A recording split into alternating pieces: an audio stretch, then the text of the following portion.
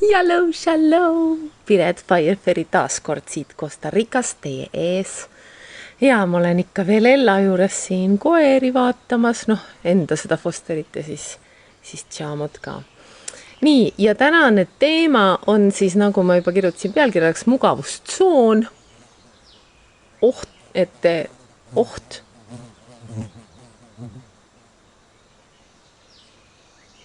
Mis see nüüd oli? Sinu suurim oht. Ja nagu ikka Teal Swani video, ega ei saa temast üle ega ümbert. No mis? Aga alustame kõigepealt emotsionaalsest kommist nagu alati ja see on minult iga kord, kui valid ennast armastada, lood sa uue reaalsuse. Iga kord, kui valid ennast armastada, lood sa uue reaalsuse. Mis on ka ilusti tegelikult tänase teemaga jälle seotud. Nii, ja kui sa hiljem vaatad ka, siis küsi oma number 1. Ja nüüd ma jälle kohe tuletan meelde, mitu numbrit, mul on 68 numbrit. 168 eesti keeles ja inglise keeles on 144. Nii, siis Teal Swan ütleb, me tahame ennast tunda hästi, mitte halvasti. Me kaldume naudingu poole ja väldime valu. Sellepärast meeldib meile mugavus ja me tahame tunda ennast mugavalt. Kuid selle loomuliku kalduvuse varjukülg on see, et selle tulemusel jääme kergesti mugavustsooni kinni. Kui me oleme pühendunud mugavusele, on meie tegelik eesmärk vältida riski. Risk viib meid ebakindluse maale. Ebakindlusesse, kus on potentsiaal soovimatuks ja potentsiaal valuks, eks ole. Ära sa mine sinna, sest seal võib juhtuda seda ja teist. Sellepärast tekitab risk ärevust ja meile ei meeldi ärevus. Nii et selle ärevuse vältimiseks püüame end selle asemel hoida neutraalsuses. Ma ütlen neutraalsus, sest mul tuli endaga kohe pähe, et ma vahel ei ütle asju välja, mida ma peaksin ütlema. Mulle tundub, et ma pean ütlema ikkagi. Ma ütlen neutraalsus, sest kui me oleme pühendunud mugavusele, satume käitumuslikku seisundisse, kus riskikartlikkuse nimel teeme otsuseid ja astume samme, mis välistavad nii valu kui ka naudingu. Ehk siis me ei saa tegelikult, nagu me ei saa midagi head sellest, aga me väldime valu, eks ole, et nagu see on nagu meie siis see valiku põhjendus. Kui me seda teeme, ei ole me tegelikult õnnelikult, kuid pole ka tegelikult õnnetud. Me oleme lihtsalt piisavalt mugavud, et mitte muutusi teha, eks ole. Mõtle nüüd, kas sa tunned ennast ära või kedagi enda ümber, kes nii elab. Mugavustsoon on koht, mis tundub meile turvaline. Kuid kui see tundub meile turvaline, siis sellepärast, et meil pole piisavalt teadlikkust. Mugavustsoon on üks kõige ohtlikumaid kohti, kus viibida. Sellepärast ma tegin selle video täna, sest see on nagu nii, et ära jää oma mugavustsooni kinni, sest see on ohtlik, mitte lihtsalt, et see ei, me jõuame sinna. Kohe jõuame. Ja pühendumine mugavusele on üks kõige ohtlikumaid asju, mida sa selles universumis teha saad. Mitte ainult ohtlik sinule, vaid ohtlik igale olendile, kes on osa mis tahes süsteemist, mille osa sina oled. Sa ei tulnud sellele planeedile, sellesse ellu, sellesse aegruumi reaalsusesse, et vältida riski. Tšau, mul on esimene vaataja. Küsi oma number. Ütle tere, küsi oma number. 68 numbrit. Oli 68. Ja. Sa ei tulnud siia selleks, et olla mugav. Sa tulid siia selleks, et see aegruumi reaalsus saaks toetada sinu enda isiklikku avardumist. Ja, et sa saaksid mängida rolli enda ümber olevate inimeste, olendite avardumises. See avardumine, mis toimub isiklikul tasandil ja ka koos sinu elus olevate inimestega, avardumine, mille osa sa oled,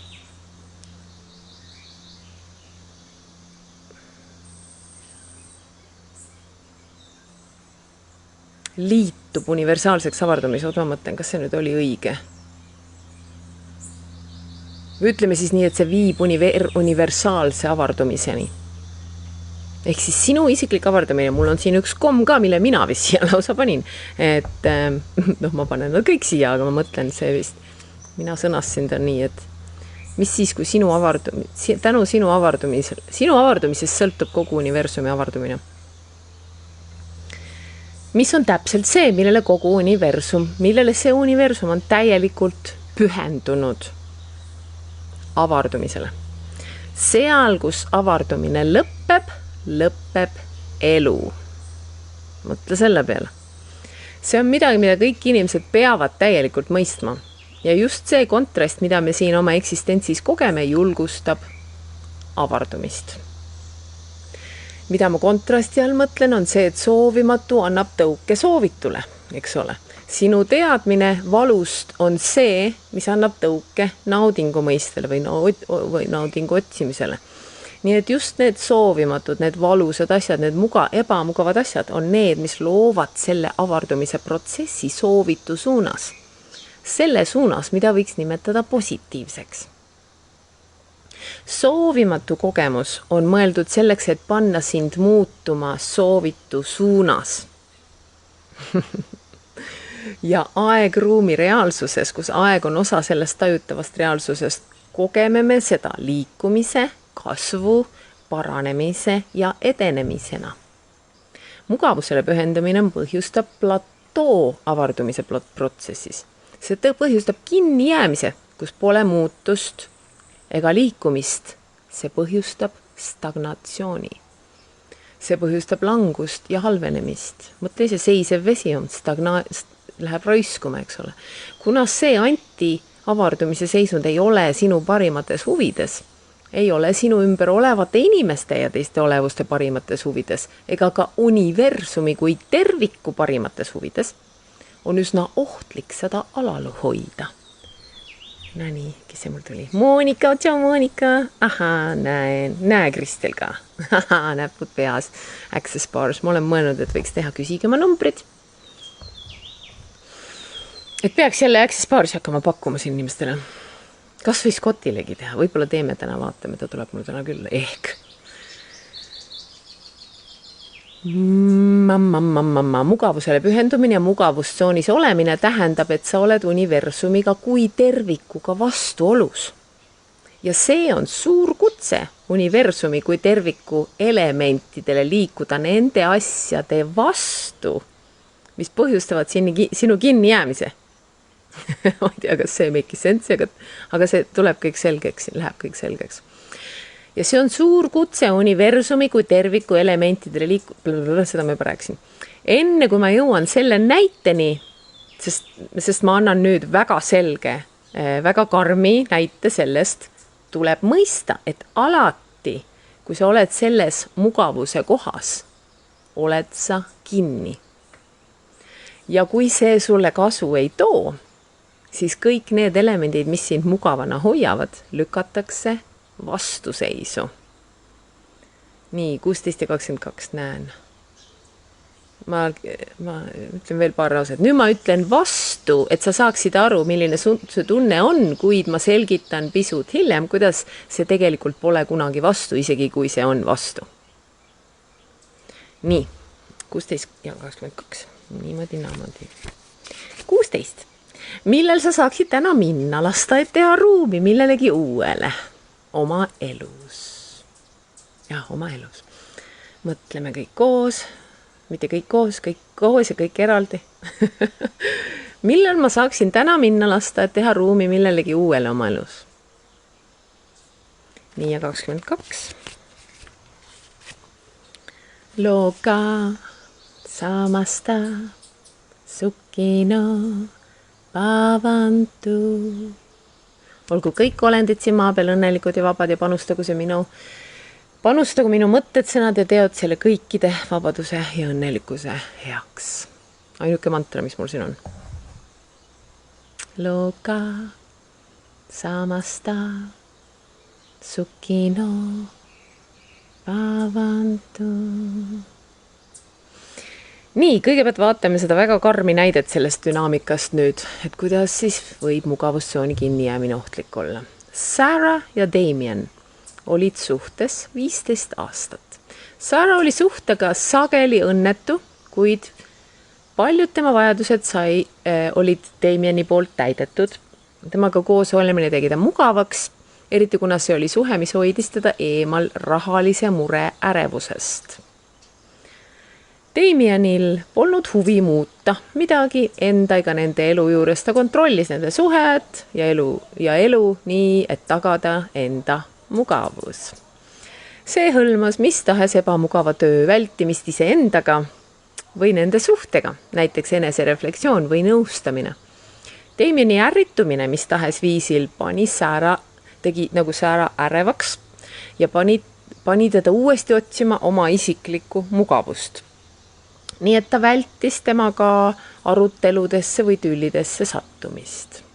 Ta hoidis maja sellisena, nagu Damien tahtis. Ta vabandas tema halva käitumise pärast teiste inimeste ees ega kutsunud lihtsalt teisi külla, kes teda võiksid ärritada. Ma tean päris palju inimesi, kes niimoodi elavad koos.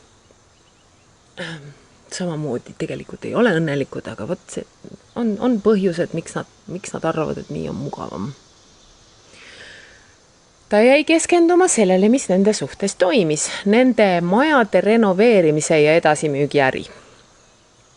Selle majade renoveerimise edasimüügi äriga oli probleem see, et see toimis suure tähelepanu kõrvalejuhtijana, mis takistas neil tegelemast kogu nende ülejäänud osa väga reaalsete probleemidega.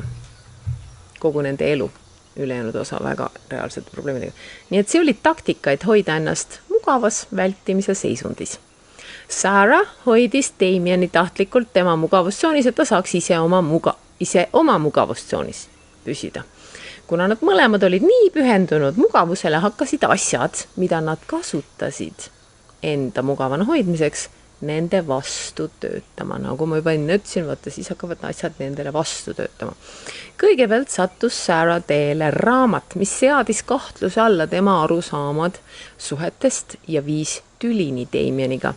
Kuid ta lõpetas raamatu lugemise, sest see tüli kõigutas paati nii palju ja ohustas tema enda mugavust. Seejärel suri üks Sarah sugulastest. See pani teda mõtlema oma elu peale, sest elu on ajutine. See pani teda mõtlema, mida ta tahaks muuta, kuid mõtte muutuse tegemisest tõi kaasa riskipotentsiaali ja nii langes ta tagasi igapäeva ellu, nagu asjad olid. Seejärel lõpetas Damieni lähim sõber temaga sõpruse. Selle asemel, et mõtiskleda iseenda ja suhete üle, üldiselt ütles ta endale, ükskõik, ta oli nii kohutav sõber, kui ta tahtis suhte lõpetada, hea, et ta läks, eks ole. Pärast seda suri äkitselt väike puudel, keda Sarah kasutas Damieniga puuduva intiimsuse asendajana. Kuid selle asemel, et suhtes puuduva intiimsusega tegeleda, hankis ta lihtsalt uue koera. Seejärel sai Damien väikese südameinfarkti. Mõlemad heideti selle juhtumisel mugavustsoonist täiesti välja ärevusse. Damien pidi silmitsi seisma oma surelikkusega. Sarah pidi silmitsi seisma Damieni pakutava turvatunde kaotamisega. Sarah teadis, et see juhtus, sest Damien kaotas oma parima sõbra ja vältis igasugust enesereflektsiooni. Ta teadis, et nad peavad tegema muutusi oma elus. Ja koos, kuid võimalus muutuseks, mis selle kogemuse tõttu avanes, oli midagi, millega nad tegelesid vaid umbes nädala jagu. Pärast seda hakkas Damien lihtsalt südameravimeid võtma ja ütles Sarah'le, et kui too tõstatab midagi ärritavat, siis panustab too tema südameinfarkti riski, nii et Sarah lõpetas selle taaskord täielikult. Ja nad mõlemad viskusid veel rohkemate majade investeerimisse ja edasimüüki. Peagi hakkas nende majade edasimüügiprojektides kõik valesti minema. Ma mõtlen kõik sinnamaani, et lõpuks kukkus 3 maja ost järjest 3 järjestikuse maja ost kukkusid läbi. Kuid kui miski ei tundunud õnnestuvat, võtsid nad lihtsalt rohkem puhkusi. Ja puhkus toimis uue viisina vältida probleeme, millega nad pidid tegelema ja ebamugavust, mis kaasnes muutuste tegemise riskiga. See muster jätkus, kuni aasta hiljem suri Damien massiivsesse südameinfarkti. Tegelikkus on see, et nii Sarah kui Damien kutsusid esile universaalse eskaleerumise. Ja see on seal Chamo. Äkki ma näitan teile. Äkki ma saan näidata. Täpselt see asi on ees. Oota. Seal ta on. See on tema lemmikasend. Süga mu kõhtu. Jah, on nii vä. Näe, Sirje on jõudnud vahepeal, soovin 24. Nii, võtame vahepeal kommi ja läheb natuke liiga raskeks, läheb ära. Võtame kommi 24. Access consciousness, mida mul on vaja tunda, teada, olla ja aktsepteerida, et olla võimeline oma mugavustsoonist välja astuma. Väga hea mõte kasutada seda küsimust. Nii, just need otsused, mida nad pidevalt tegid ja mis panid neid tundma end turvaliselt, sest need otsused panid mõlemad end mugavamalt tundma, muutsid neid tegelikult ebaturvalisemaks ja viisid neid lähemale nendele asjadele, mida nad ei tahtnud. Kuni lõpuks realiseerus just see, mida nad proovisid vältida. Damien suri, Sarah'l ei olnud enam turvalisust, seda finantsilist turvalisust, mis tal oli. Ja. Väga oluline on ka teada, et selle asemel, et toetada üksteisel avardumist, toetasid ja aitasid nad tegelikult üksteise kinni jäämist. Kui sa ei aita, kui sul on sõber ja sa näed midagi, millest ta on kinni või kus kohas sa nagu saaksid midagi talle peegeldada ja sa ei tee seda, siis sa aitad tal kinni jääda sellesse. See tähendab Sarah jaoks, et oma tegevuse kaudu, mida ta tegi enda ärevuse leevendamiseks, oli Sarah tegelikult kaasosaline nii Damieni surmas kui ka oma koera surmas. Selles asjas, mida ta kõige rohkem vältida tahtis. Kuna Sarah oli nii pühendunud mugavusele, takistas ta nii enda avardumist kui ka nende olendite avardumist, kes olid osa tema vahetust süsteemist. Eks ole, koerad on meil alati nagu püüavad kõik energia kinni, mis meie ümber on ja võtavad enda sisse, eks ole. Ja nii hakkas universum sundima avardumist, seistes vastu kõigele sellele, mis hoidis teda kinni ja platool. Ma kirjeldan sulle nüüd midagi kui suurt universaalset tõde, mida ma ei taha, et sa kunagi unustaksid, okei?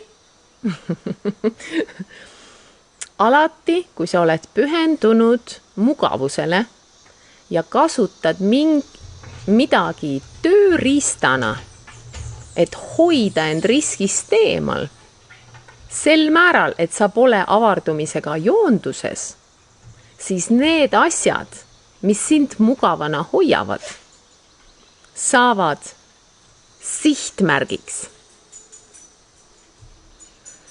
Tegelikult võid neile lausa suure märklaua peale maalida. See suur märklaud maalitakse ka nende inimeste peale sinu elus, kes toimivad su elus tööriistadena, et hoida sind mingil moel kinni või hoida sind mugavas ja seega eemal sinu avardumisest mingil moel. Sest kas sina või nemad teete midagi, mis samaaegselt hoiab ka neid eemal nende endi isiklikust avardumisest. Kui neid asju sihitakse, siis universumi eesmärk on panna sind tagasi rajale ja kooskõlla oma isikliku edenemisega ning seega tagasi joondusesse universumi kui tervikuga. Meie eelmise näite puhul tähendas see raamatu ilmumist, mis raputas abielu stagnatsiooni, sugulase surma, sõpruse kaotust, koera surma, hoiatavad südameinfarkti, nende majade edasimüügiprojektide nurjumist ja lõpuks Damieni surma. Kui see muster juhtub, tunned sa, et universum on sinu vastu. Tunned ka, et universum on sinu elus olevate inimeste ja asjade vastu. Kuid see pole tegelikult nii. Me tunneme end nii, sest meil pole seda objektiivset vaadet. Objektiivsest vaatenurgast need asjad, mida sa kasutad, et hoida end mugavas seisundis ja hoida end mugavalt, ei ole tegelikult sinu parimates huvides. Nii et kui universum hakkab seda nii-öelda raputama või vastu töötama sellele, aitäh südamete eest, nendele asjadele, mis hoiavad sind eemal sinu enda isiklikust avardumisest ja joondusest väljas universumiga kui tervikuga, siis see on tegelikult sinu poolt, mitte sinu vastu. Sama kehtib ka nende inimeste kohta, kes on osa sellest mugavuse pildist, eks ole. Mida ma selle all mõtlema on see, et oletame, et sa kasutad kedagi oma elus, midagi või kedagi, et jääda sellesse mugavasse kinnijäämise kohta. Ja nii maalitakse märklaud sellele asjale või sellele inimesele, mida sa kasutad, mida või keda sa kasutad. See pole nagu universum lihtsalt eemaldaks asju hoolimata sellest, kas see on selle asja enda parimates huvides. Kui midagi juhtub selle elemendiga sinu elus, mis hoiab sind mugavuses, on see, mis nendega juhtub kooskõlas ka nende isikliku avardumisega. Et see ei ole ainult, ei ole nii, et ainult minu jaoks see nagu töötab, et minu avardumise jaoks, vaid see on ka nende enda jaoks. Nii et tegelikult on see nii, et kogu on see nii, nagu panin kogemata kinni. Nii et, no kus see jäime nüüd? Kus me jäime nüüd? Siin ei ole veel, kohe varsti. Nii et tegelikult on see nii, nagu universum sellest kõrgemast perspektiivist lihtsalt põhjustaks massiivseid nihkeid, mis tahes süsteemi, mis tahes elemendis, mis loob seda stagnatsiooni. Siis universum ei kannata stagnatsiooni, sest see on, sest nagu ma ütlesin alguses ju ka, see lõpetab elu. Stagnatsioon, kui me enam ei liigu, siis me sureme ära. Kõik, mis enam ei liigu, sureb ära. Kõrgemas perspektiivis sekkub universum nendesse mugavatesse väikestesse vanglatrellidesse, mille sina ja sinu ümber olevad inimesed olete ehitanud, et hoida end kinni. Sisuliselt korraldab see universum täieliku süsteemi vabastamist. Sest süsteemil endal on kalduvus toimida viisil, mis hoiab süsteemi teisi elemente kinni. Kuid nagu me kõik teame, kui inimesed ei reageeri väikesele stiimulile, tuleb eskaleerumine. Läheb suuremaks. Ja kui nad sellele eskaleerumisele ei reageeri, tuleb järgmine eskaleerumine, siis juhtub midagi suuremat. Ja nagu me kõik teame, et kahjuks on see, mida mõne inimese jaoks on vaja, et saada lahti kinnijäämisest ja mugavustsoonist, üks nendest sõida, siin ta ütleb 70 miili ja ütleme eesti keeles, ütleme, sõida 140 kilomeetrit tunnis vastu puud kogemustest. Ehk siis, kui enne ei õpi, siis juhtub see. Lõpuks sinu parimates huvides aga ohtlik, kas pole? On ahvatlev arvata, et hirmu ja ebamugavuse olemasolu tähendab, et sa peaksid midagi vältima. On ahvatlev arvata, et riski olemasolu tähendab, et sa ei peaks midagi tegema. Ma kommenteerisin täna Pillekat. Pillekas ütles, et päike paistab, aga lubati tormi, et kas ma riskin ja lähen õue jalutama. Et kes ei riski, see šampanjat ei joo.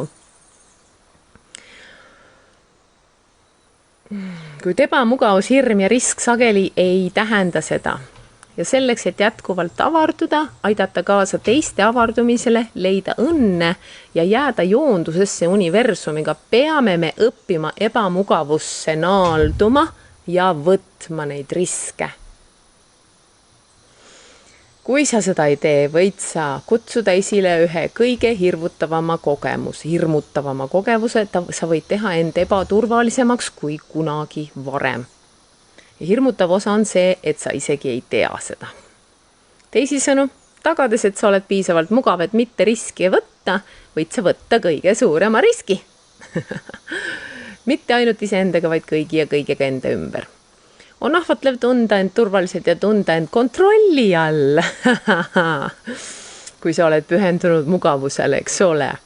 On ahvatlev öelda endale, et see on sujuv sõit, kui sa oled mugavustsoonis. Kuid tegelikult võid sa avastada, et need rahulikud veed viivad sind otse suurima tormi südamesse. Poole oli tegelikult.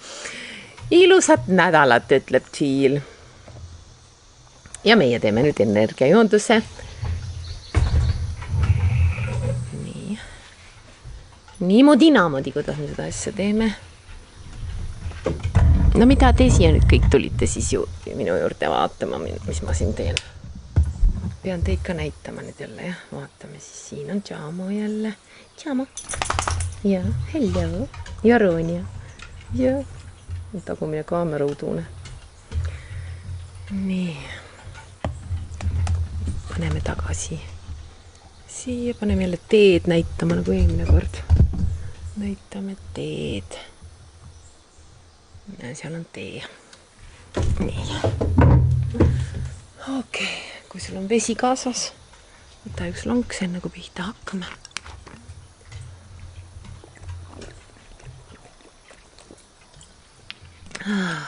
Tasa nüüd koerad, enam ei klõbista oma küüntega siin.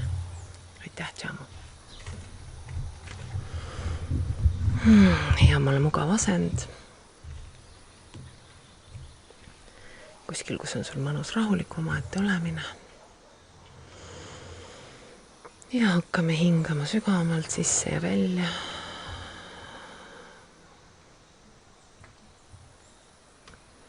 Ja iga kord välja hingates lõdvestame oma keha.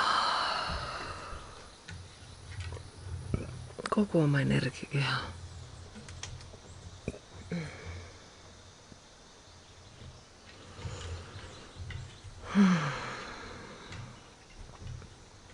Ja kujutame ka ette, kuidas me ajame oma energeetilised juured oma jalataldadest maa südamesse, maa sisse armastuse keskusesse. Ja ema maa võtab need juured armastavalt vastu.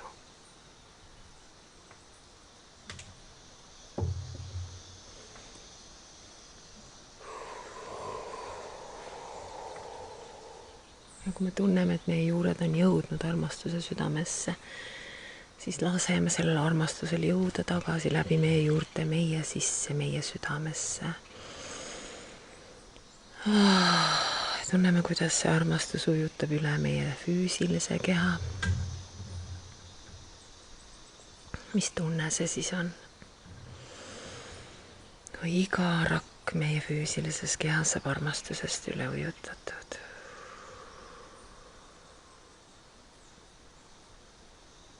Samamoodi meie emotsionaalse keha.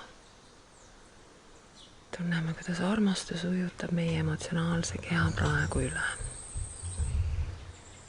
Ema aktsepteeriv, valideeriv, hoidev armastus.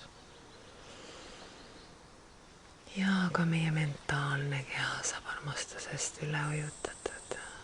Mis tunne veel see on?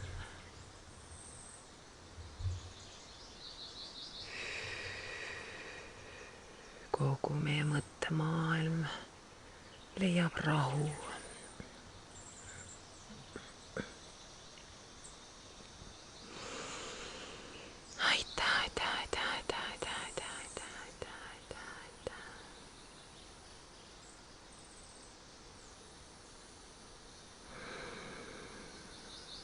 Lihtsalt vajume selle mõnusa armastuse tunde sisse.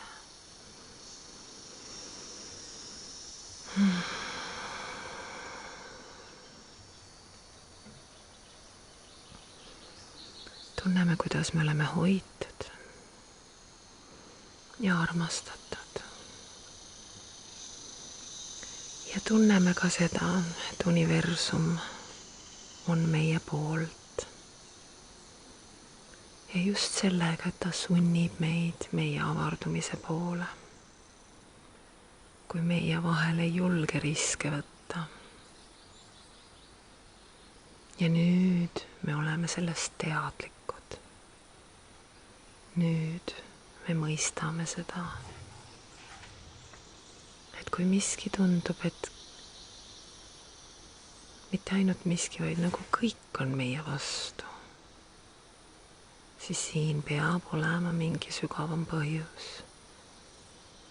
Siis on aeg vaadata, mida ma väldin, millist riski ma ei ole julgenud võtta. Ja mis siis, kui see viib mingisuguse katastroofini, mida ma tegelikult kõige rohkem kardan.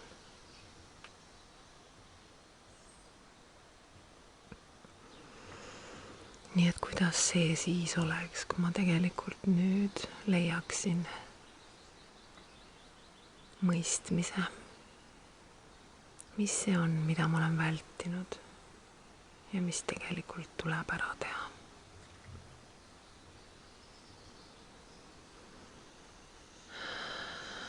Ja isegi kui ma veel ei tea, mis see täpselt on, siis kuidas on lihtsalt joonduda selle energiaga, et ma luban endal lubada joonduda sellega, mis tegelikult põhjustab minu avardumist ja sellega kogu universumi avardumist.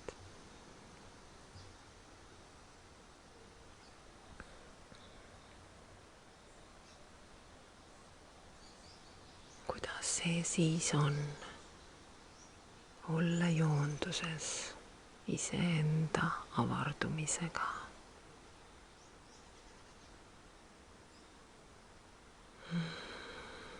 Tunneme seda tunnet, lubame endal tunda seda tunnet, mis tunne on olla joonduses iseenda avardumisega. Isegi siis, kui me ei tea, kuidas see asi välja kukub või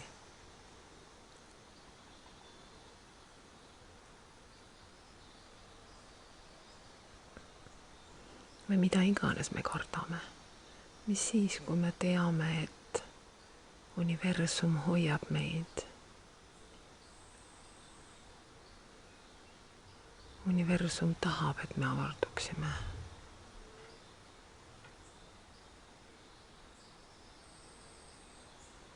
Ja kui me lihtsalt liigume selle poole, mis meid avardab ja lubame endal sellega joonduda,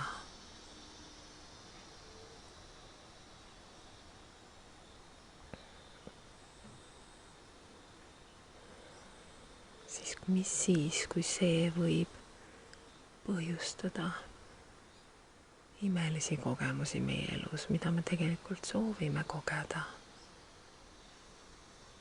Ja mida me võib-olla tulimegi üldse siia ellu kogema.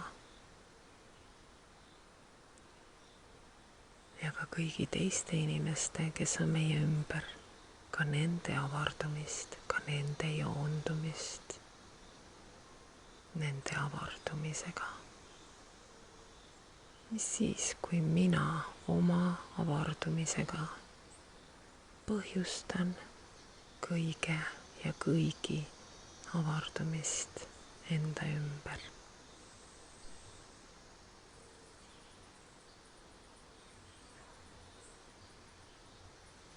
Kuidas on valida enda avardumine?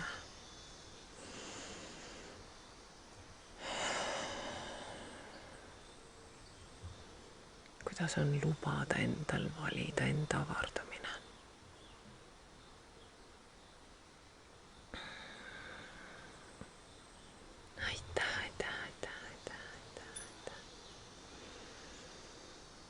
Ma luban endal täielikult joonduda enda isikliku avardumisega. Ma võtan vastutuse enda avardumise eest. Ma luban endal võtta riske, sest ma tean, et kogu universum toetab mind, kui see on tõesti midagi, mis toob mulle kasu.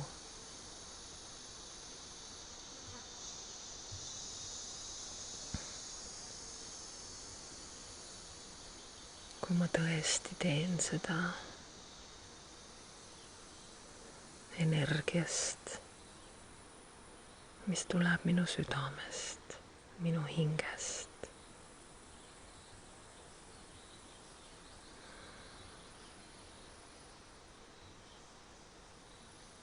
kuidas on olla täielikult joonduses enda avardumisega. nüüd ja alati.